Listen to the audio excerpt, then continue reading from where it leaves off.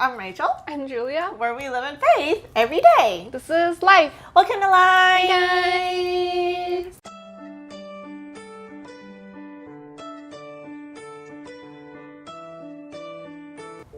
I have a question for you.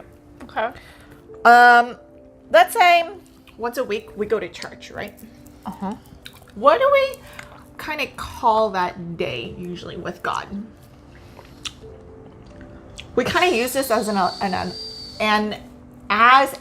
analogy. Oh, that's a tongue twister. With people. That's why, we try to dress nicely. We try to look our best and, be our best and all of that stuff. What's the analogy that we usually use? Do you know? Wedding. Okay, not that far. Oh, sorry. Analogy. I hear it all the time. And I think you probably did too. Maybe I'm just not thinking of it. I'm just thinking about weddings now. No, not wedding. Before the wedding, what do you do? Like engagement party? You have an engagement party every single week? No, every single week. Uh-huh. Like a gathering? Yeah, except it's just between you and that other person. Like a date. Yeah. Right? Mm-hmm. Okay, so that's why God, even in the Bible, talks about like, I am the groom and the church is the bride. Right? And so I think a lot of churches use that as an analogy, right? Mm-hmm. And so for us, it's kind of like our relationship with God. And I don't know if you guys know, but I like a lot of like psychological stuff and how like it pertains and it kind of interacts with, some of the things, right? So dating sites or like healthy relationship sites talk about this a lot. And do you know one of the first things that they tell you to have a good relationship? Have like a date, right? So you set a day every week, whether you're married, whether you have kids. It's to set a day, right? And a time where it's just you and your significant other. And it's once a week, right? Because what happens is usually people, they get so caught up in their life and like with their kids that they don't take the time to spend the time with each other. They don't put the effort into spending time with that other person. Right. And it's not just an effort either. It's kind of like their way of kind of taking care of each other and taking care of themselves, right? It's like, why did they get married in the first place? Hopefully it's because they liked each other. Yeah. They did. And fell in love with each other and stuff, right? But then once you get married and you have kids, it's all of a sudden, it's not about you and your significant other It becomes, I think, the main problem with that is you become so comfortable. And now that you mention it, it's like that with us and God. Like when you start a relationship, it's super like you have this burning passion, like butterflies and all this stuff. Like you have like all these like great like fantasies and stuff, right? And then you're like, you kind of like get used to like, oh, God's always there. So you kind of like, oh, okay, well now I'm comfortable. So what's the big deal? Right. And it's just like, okay. And so sometimes I'll ask like family members, right?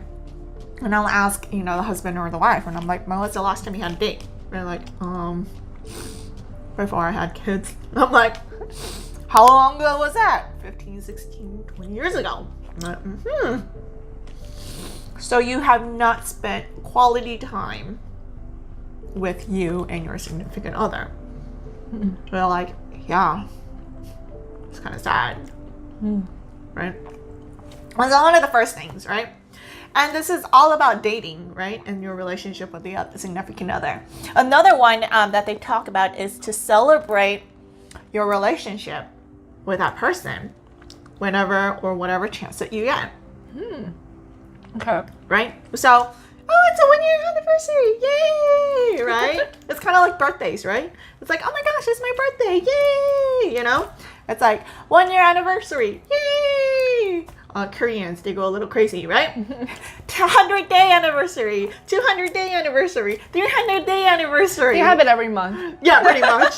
Right? But then they celebrate it. And then because of it, they celebrate each other. And I feel like, I don't know about you, but like I feel like sometimes because we're like so, like you said, so comfortable, we kind of forget to celebrate our relationship.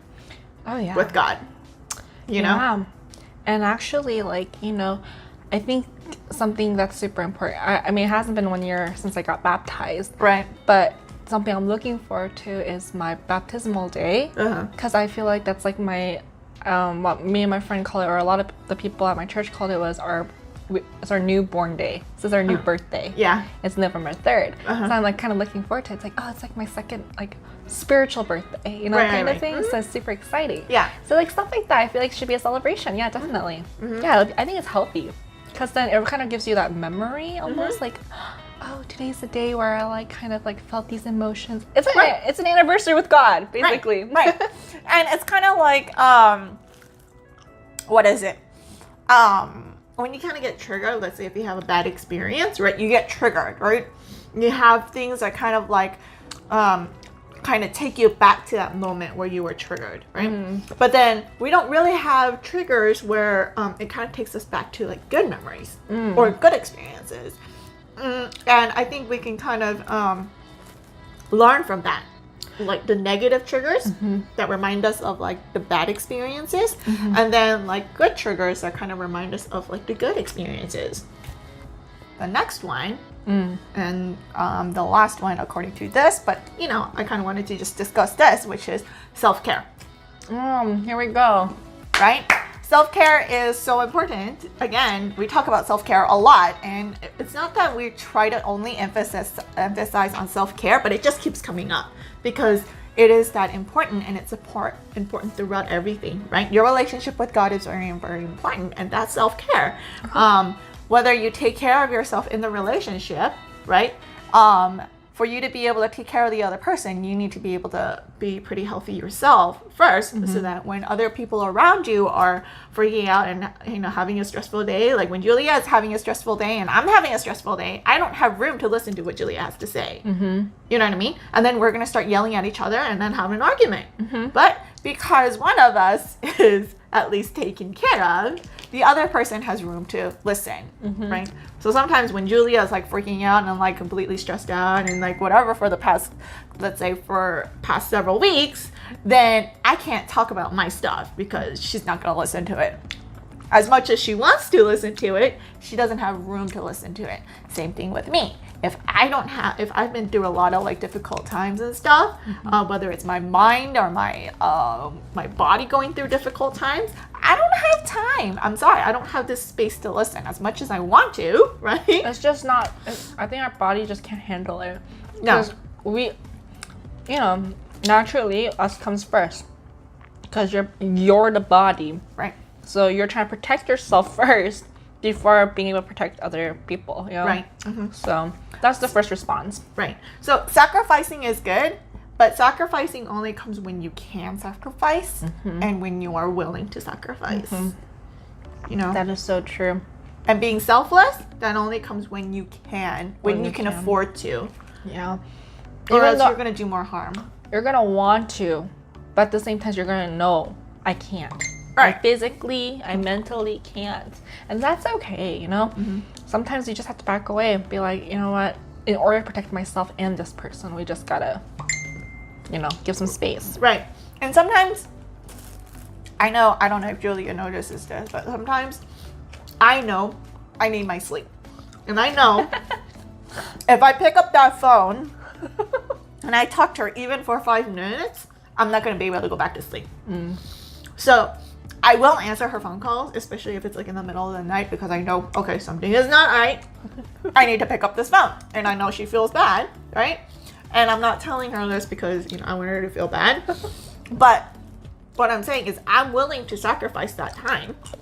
So sometimes we'll only talk for like 20 minutes and then she'll fall asleep on me. Actually, because she's just like, okay, I feel better now. And then so like the next thing I hear is heavy breathing. And I'm like, Julia, are you asleep? She's like, uh-huh. And I'm like, okay, she's asleep. She doesn't even remember saying that. Anyways, and so I like hang up, right?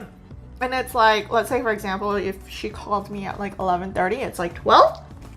Sometimes I won't be able to sleep until like 4, 5, 6. Oh my gosh. I'm awake, right? I'm not telling her this because I want her to feel bad, but I'm willing to sacrifice that time. Why? Because I know she needs it. Me, I can take a nap in the morning. You know, it's not that big of a deal. Oh my goodness, she has the most soothing voice at night. Especially when she wakes up and she's like talking to me. Like, I don't know what it is. It's like a drug almost to my ear. Oh, okay, that sounds really weird, but like, I just like, I feel more relaxed and I can just like go back to sleep. You know? It's so weird because like she'll tell me, Ani, I don't think I can sleep. Sometimes 5 minutes later, knocks out. Sometimes our callers just fall asleep. I'm being serious here. Oh my gosh, is my mouth blue? Oh, it's black. Sorry. Okay, you're probably like, what the heck are they eating? Skittles. We're eating Skittles. It actually calms you down and prevents nausea. Yeah, for me, you know, especially with the really strong medication that I take, or even like when I'm in a lot of pain, it causes nausea, and so this actually calms me down. But we're just having it because we're just stressed out, guys. But anyways, so those were like the 3 things that I thought was really interesting while I was reading like these articles talking about these things, and it's actually quite true. It's not just within the dating and the relationship aspect, but it's also with God, because what is, you know, our tie with God is that relationship, is having that relationship with God, that intimate relationship, you Right. know? And so I think with these tools, it would be helpful for anyone actually to kind of just have a deeper and stronger relationship. Yes. Not just with God, but to other people. Other people. I agree.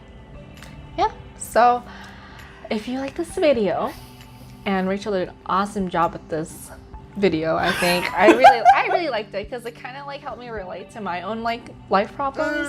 And I mean, this is life, right? Yeah. So if you like this video as much as I did, give it a thumbs up. If you haven't already, hit that subscribe button. And hit the bell for notifications of videos like this. Until next time. Bye guys!